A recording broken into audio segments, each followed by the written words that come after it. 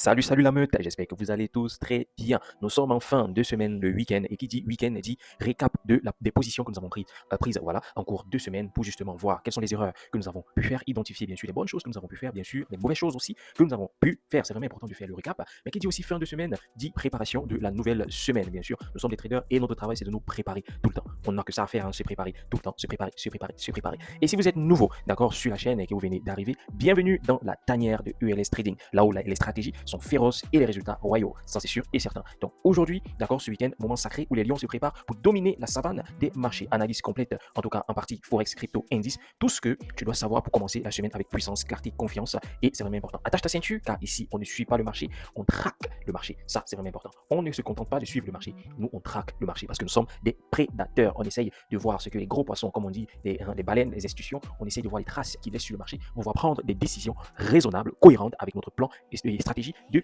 trading.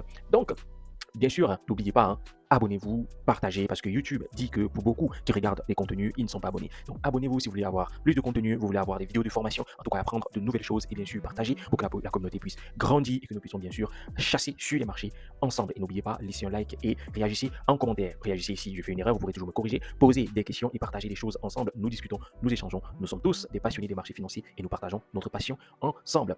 Et bien sûr, pour ceux qui ne sont pas au courant, il y a le canal Telegram où je partage mes différentes analyses, mes différentes positions avec vous, mes différentes idées de trading pour ceux que ça intéresse et qui aimeraient pourquoi pas s'en aider, ok, pour ceux qui aimeraient s'en aider pour prendre aussi des décisions. C'est pas des éléments pour vous dire entrez ou sortez sur le marché juste comme ça, mais c'est juste des idées de trade que je partage avec vous, c'est ma perception du marché que je partage avec vous et bien sûr ça peut aussi vous aider, d'accord, pourquoi pas à prendre vous aussi certaines décisions avant d'avancer. Donc sans plus tarder, on commence bien sûr parce qu'il nous intéresse et avant toute chose, pour commencer, on va tout simplement aller checker le calendrier économique. Pourquoi le calendrier économique? Pour juste connaître les jours où on pourrait avoir énormément de volatilité sur les marchés, d'accord. Comme outil pour checker le calendrier économique, c'est Forex Factory, d'accord. Ça permet de voir ce que les jours en fait où on pourrait avoir de la volatilité sur les marchés, d'accord. Comme vous le savez, il y a deux types d'analyse. Il y a l'analyse technique et l'analyse fondamentale. Bien que je sois purement un trader technique, même si certaines fois je fais un peu du fondamental, l'idée en fait avec le calendrier économique, c'est juste de voir quels sont les jours où on pourrait avoir de la volatilité sur les marchés, donc pour avoir une injection de liquidité, avoir des mouvements rapides pour entrer et sortir sur le marché aussi vite que possible sans trop perdre de temps parce que je suis principalement un day trader,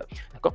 Et donc, on peut voir que lundi, d'accord, lundi le 12 mai, on peut voir que ça sera vraiment une journée relativement tranquille. Il n'y a pas de nouvelles d'accords majeurs, surtout en ce qui concerne le dollar, parce que le dollar est l'élément principal qui nous intéresse par rapport aux différentes prises de décision, puisque la majorité des paires que nous tradons sont adossées au dollar ou sont des indices, américains, d'accord. Et donc, c'est vraiment important de s'intéresser donc à ce niveau-là. Donc, on n'a pas grand-chose sur le dollar comme nouvelle économique importante, même si on a la Federal Budget Balance, la balance du budget fédéral, d'accord, américain. Donc, je pense pas qu'on a quelque chose qui va injecter énormément de volatilité à première vue, d'accord. On a une prise de parole du membre du FOMC, d'accord, mais on verra bien, d'accord. Mais le mardi, on a une grosse news, d'accord, sur le GBP, pour ceux qui traitent le GBP USD, donc c'est un élément important. On a aussi une grosse news sur le dollar core CPI, d'accord, élément très important. Quand vous voyez les trucs en rouge ici, sur Forex Factory, ça nous indique vraiment que ce sont des nouvelles qui vont provoquer un remue sur le marché, d'accord, qui va faire bouger les marchés, en tout cas, qui va servir à injecter certainement de la liquidité et provoquer de la volatilité, d'accord. Donc c'est ça, on a le core CPI, on a le CPI, ce qui est un élément important, qui est très attendu. D'ailleurs, on a le Claimant Count Change du GBP au niveau du GBP qui sera certainement attendu, surtout pour ceux qui traitent la session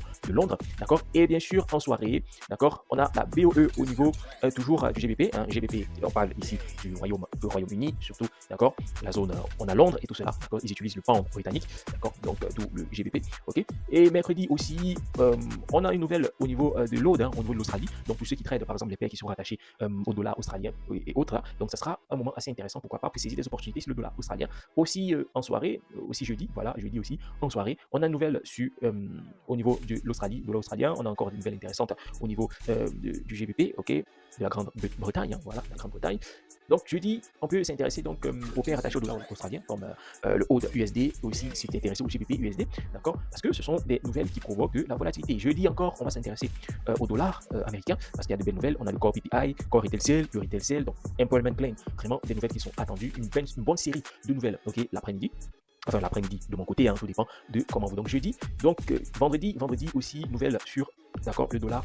Donc, entre mardi, d'accord, entre mardi et vendredi, donc l'après-midi, surtout, à l'heure de la session américaine, donc la session de New York, il y aura fortement de volatilité. Donc, qui dit volatilité dit opportunité. Donc, on pourra choisir donc des fenêtres de tir pour saisir donc des opportunités. Donc, quand on a fini de checker, d'accord, quand on a fini de checker le calendrier économique, on va se jeter directement sur les graphiques. C'est toujours bien en fait de checker le calendrier économique pour savoir à quel moment on pourra avoir de la volatilité et sur quel actif on pourra avoir de la volatilité. Et donc, quand c'est comme ça peut permettre justement de saisir des opportunités sur ces différents actifs-là. OK? Et là, tout de suite, on se jette directement sur nos graphiques et on commence notre analyse par le dollar américain. Donc, pour ceux qui sont dans le canal Telegram, vous reconnaissez les positions, en tout cas qui sont en cours. Hein. Il y a des positions qui sont en cours qu'on a pu saisir vendredi.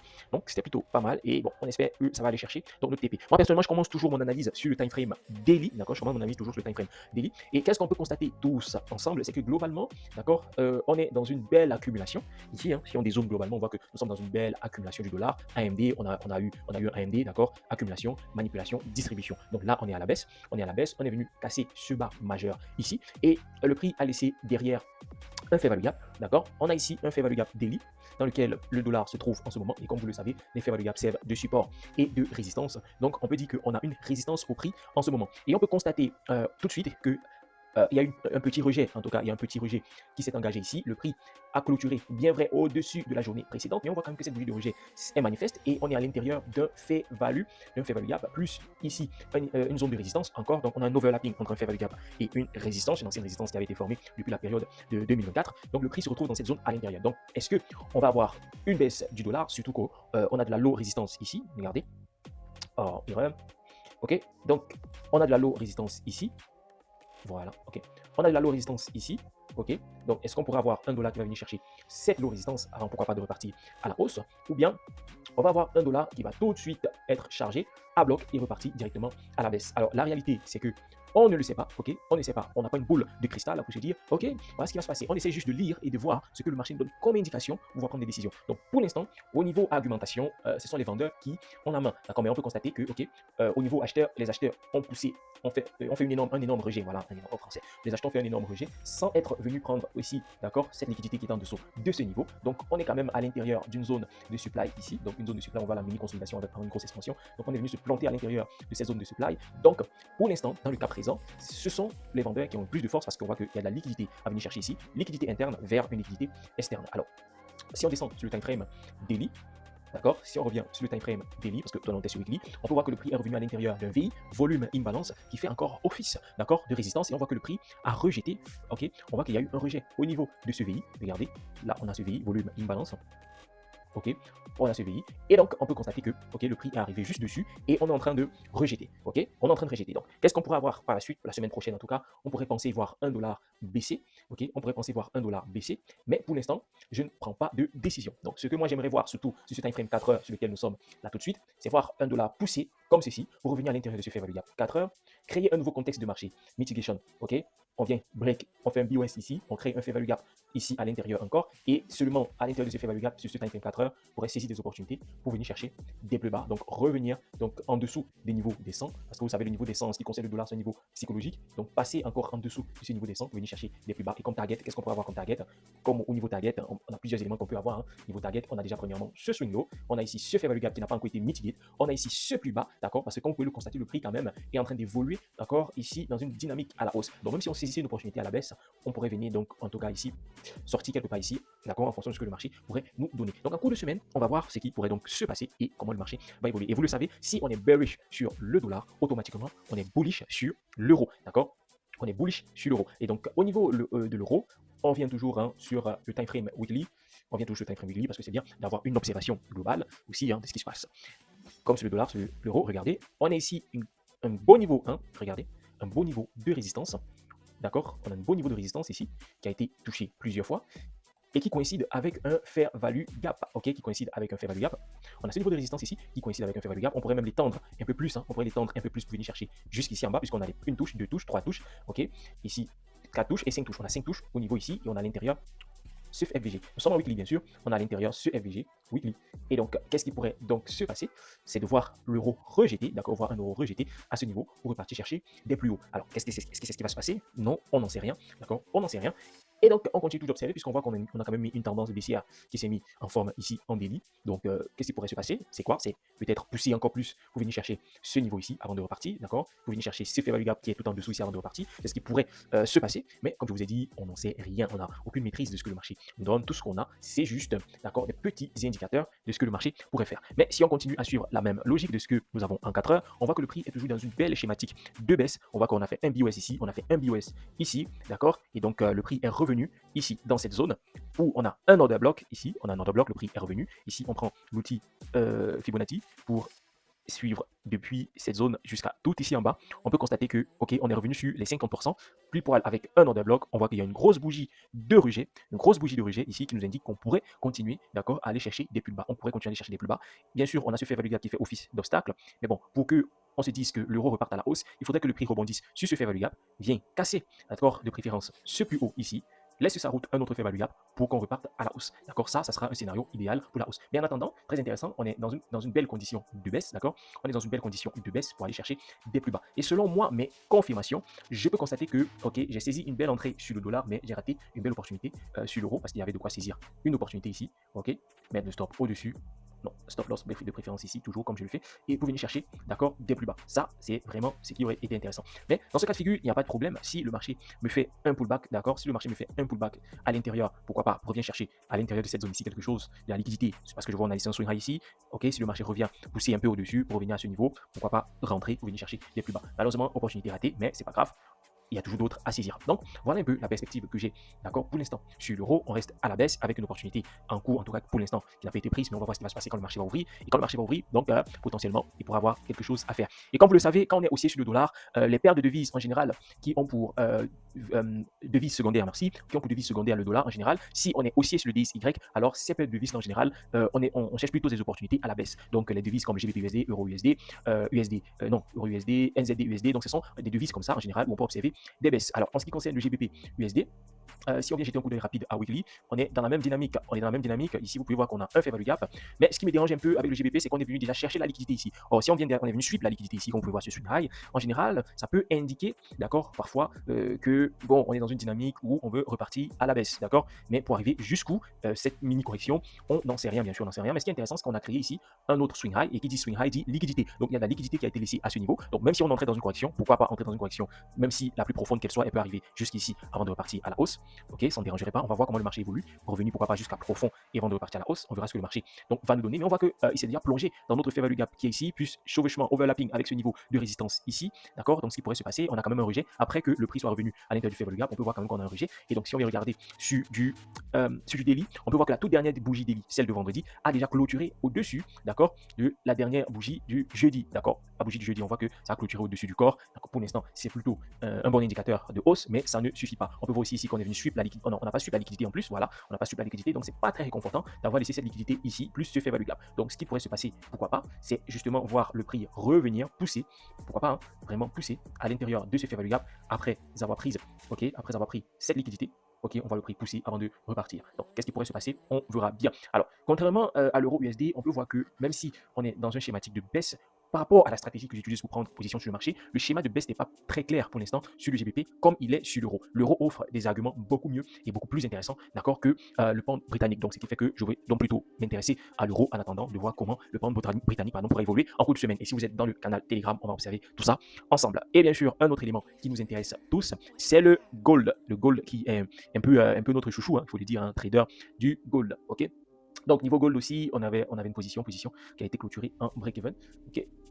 Donc au niveau du gold, on voit que le gold est en train de monter depuis.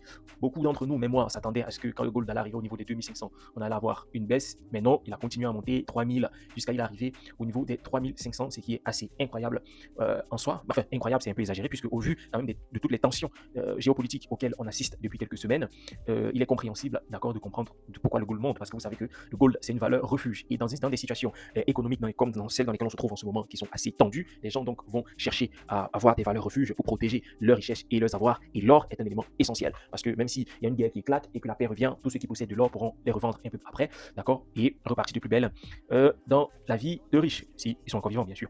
Ok, donc on observe que sur du weekly, on a laissé un fair value gap derrière, une grosse bougie de rejet, une seconde bougie de rejet pour le week-end passé. On voit quand même qu'on est dans un équilibre hein, entre acheteurs et vendeurs. Si on prend ici Fibonacci pour mesurer la dernière bougie du week-end, on peut voir qu'on est vraiment dans une espèce d'équilibre, d'accord. On voit que les 50% sont ici, donc on voit que le week-end passé a été une lutte entre acheteurs et vendeurs, où les acheteurs ont poussé le prix, d'accord.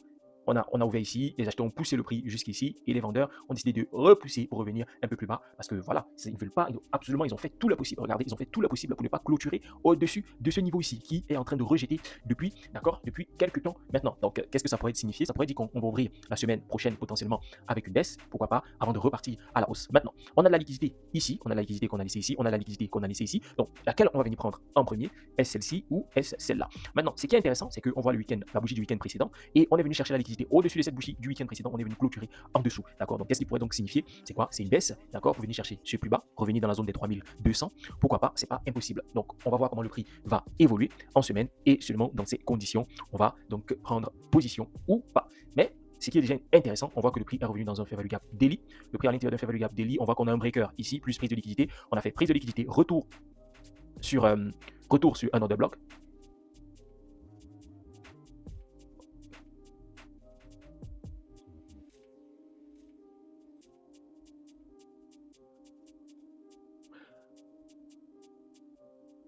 Donc je disais, on a ici prise de liquidité, on est venu prendre toute la liquidité qui se trouvait en dessous de ces niveaux, retour sur un order block, cet order block qui est ici, qui a provoqué cette expansion, qui poussait pour être une zone de demand, et bien sûr, on est venu casser ici cet order block qui était présent ici, donc breaker, donc un indicateur en tout cas pour l'instant qu'on veut aller à la hausse, d'accord. Et on voit que pour l'instant, le fair value gap daily vient en tout cas en train de rejeter plutôt bien, on voit qu'on est venu chercher la liquidité en dessous, d'accord, en dessous de la bougie de la journée précédente, et boum, on est reparti, clôturé au-dessus. Donc est-ce qu'on va avoir un gold qui va pousser, revenir à l'intérieur de ce FVG qu'on a laissé ici. En plus, on voit que c'est même un BPR, Balance Price Range.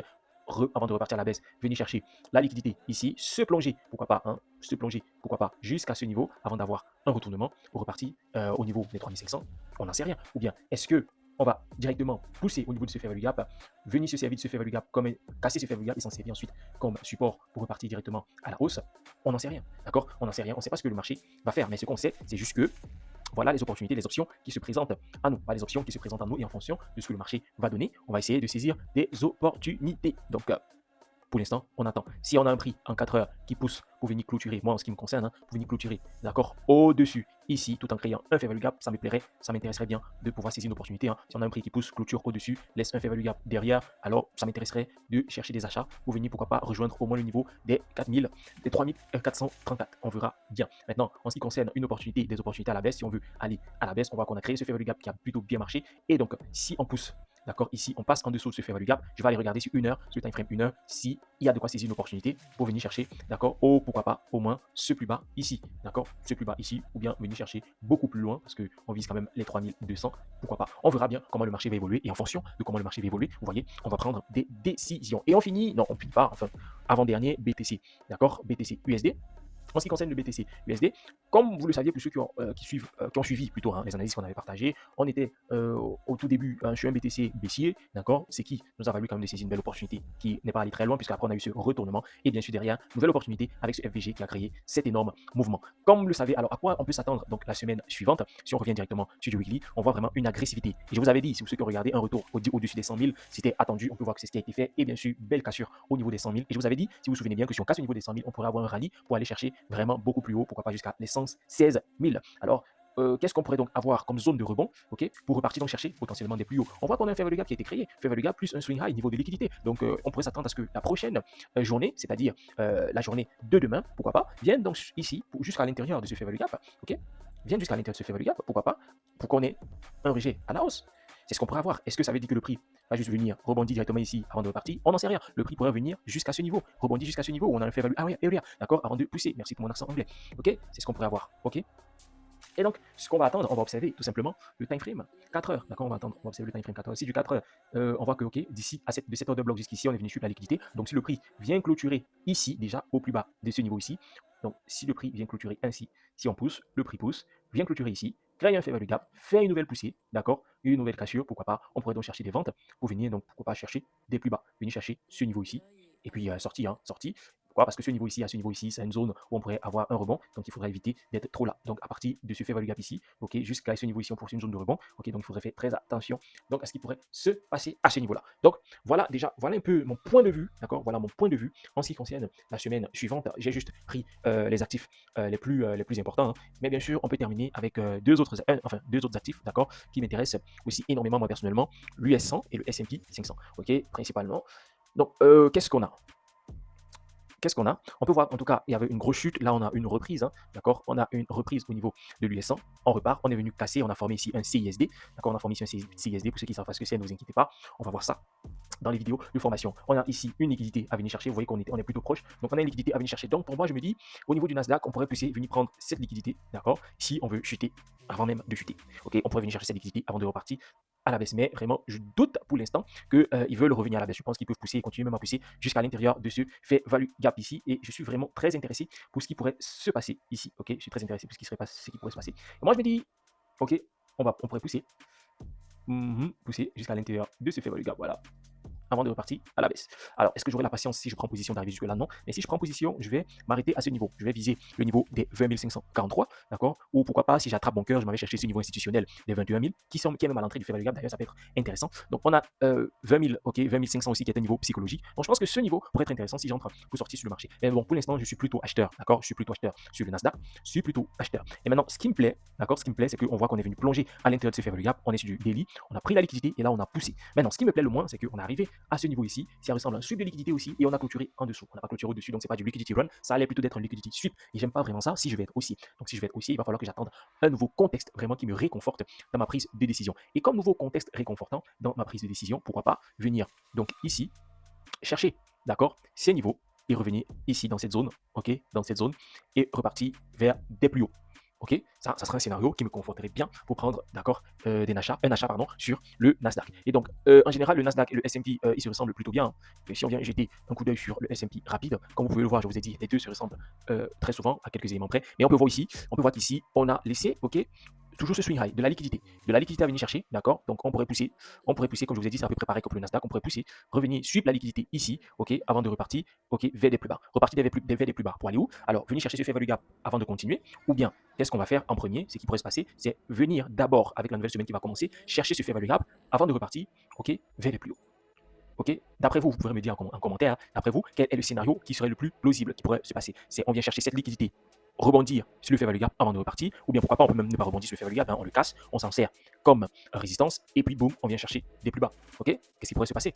Parce que vous voyez, là, on a trois scénarios plausibles. Ici, on rebondit, et boum, on repart, ok, on rebondit, on repart, ou bien on vient sweep la liquidité. D'abord, on vient suivre la liquidité. D'abord, après avoir suivi la liquidité, on vient en casse le fair value gap, on s'en sert comme résistance et on repart. Ou bien tout simplement, après avoir suivi la liquidité, on vient maintenant rebondir sur le fair value gap avant de repartir. Ok, qu'est-ce qui pourrait se passer? On n'en sait rien. Surtout que vous savez que les actifs sont fortement, n'oubliez pas ça, les actifs sont fortement reliés à l'économie. Rien, ce n'est pas qu'une question de graphique. Quand on analyse les graphiques comme ça, c'est juste parce qu'on veut voir le comportement du prix. On voit le comportement du prix pour pouvoir prendre maintenant une décision de trading. Mais concrètement, ce qui se passe, c'est qu'il y a des décisions qui sont prises dans les économies, ce qu'on appelle donc l'aspect fondamental des économies, la politique monétaire, les bilans des entreprises, etc., la situation géopolitique. Tout ça sont des éléments fondamentaux qui ont de l'impact justement sur les prix. Et l'impact que ces éléments fondamentaux ont sur les prix, c'est ce que nous constatons donc sur ces graphiques. Maintenant, ce que nous avons constaté en tant que trader, analyste, surtout en tant que trader technique, c'est que les graphiques ont tendance à dessiner des patterns, d'accord? Des patterns, c'est tout simplement des figures, d'accord, que nous remarquons, et ces figures-là, justement, qui se reproduisent souvent, et c'est ça qu'on essaie de repérer en tant que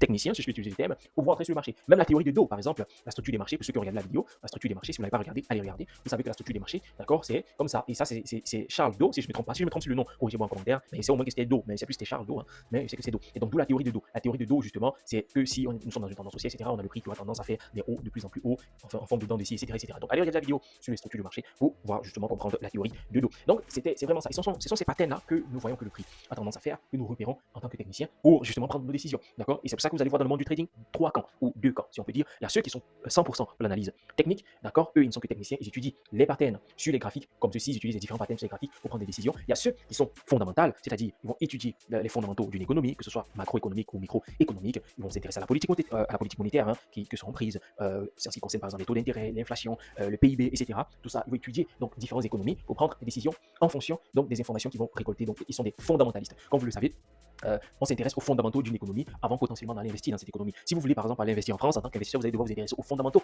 de l'économie française pour savoir si c'est un choix judicieux d'investir dans ce pays-là. D'accord? C'est vraiment important. Et bien sûr, il y a ceux qui utilisent l'analyse technique couplée à l'analyse fondamentale. D'accord? Ils utilisent les deux pour prendre des décisions. Est-ce que aujourd'hui même encore, on a des gens qui utilisent 100% l'analyse fondamentale sans technique? En tout cas, si ça existe encore, ils doivent être assez rares. Donc, en tout cas, l'équipe, la meute, voilà en fait le point en ce qui me concerne. Donc, cette semaine sur les marchés. Donc, si vous voulez connaître la suite ou bien si vous voulez saisir des opportunités avec moi, d'accord, vous pourrez donc nous rejoindre dans le canal Telegram et on va voir ensemble comment toutes ces choses-là, d'accord, évoluent. Ok, on va voir ensemble comment tout ça évolue et puis on va prendre des décisions. Donc voilà, la carte de la jungle est entre tes mains. Ne commence jamais ta semaine de trading sans un plan, car un lion sans stratégie devient une proie. Si cette analyse t'a armé comme un vrai roi des marchés, n'oublie pas de t'abonner, liker et rugir dans les commentaires. N'oubliez pas de rugir dans les commentaires, c'est vraiment important. D'accord? Ici c'est ELS Trading, là où les rugissements de la confiance attirent les profits. Prépare ta semaine de trading comme un lion. Et on se donne rendez-vous tout au long de la semaine sur les marchés avec des petites vidéos de débriefs que nous allons partager ici sur YouTube et bien sûr les analyses et les différentes prises de position que nous allons partager sur les Telegram. N'oublie pas, le lien est en description si tu veux nous rejoindre. Et n'oublie pas encore, je répète, abonne-toi. YouTube dit que plusieurs personnes regardent les vidéos, d'accord, mais ne s'abonnent pas et ne laissent pas de like aussi et ne réagissent pas au contenu. En tout cas, ça fera extrêmement plaisir. Réagir au contenu, ça encourage à produire toujours plus de contenu et à essayer de faire toujours des contenus de qualité pour apporter le savoir-faire et pour apporter en tout cas les vérités qui nous ont aidés à pouvoir gagner sur les marchés financiers, d'accord, même si ça ne fait pas encore de nous des milliardaires, mais pour l'instant, ça nous permet aujourd'hui de vivre, ou je pourrais dire de survivre, en tout cas, et c'est ce qui est bien. Et donc, si vous voulez partager les coulisses, en tout cas, de mon trading avec moi, je suis Telegram, et bien sûr, pourquoi pas, on va commencer aussi sur cette chaîne, comment est-ce que j'évolue justement dans mes challenges profil et comment je valide les challenges profil. Si ça vous intéresse aussi ce style de format-là, où je vous présente comment je valide mes challenges profil, mes différentes positions, mes gestions du risque, etc., dites-le aussi en commentaire, ça peut être des éléments intéressants à partager ensemble. Sur ce, on se donne rendez-vous dans la dernière sur Telegram, et on se dit à la prochaine pour la vidéo suivante.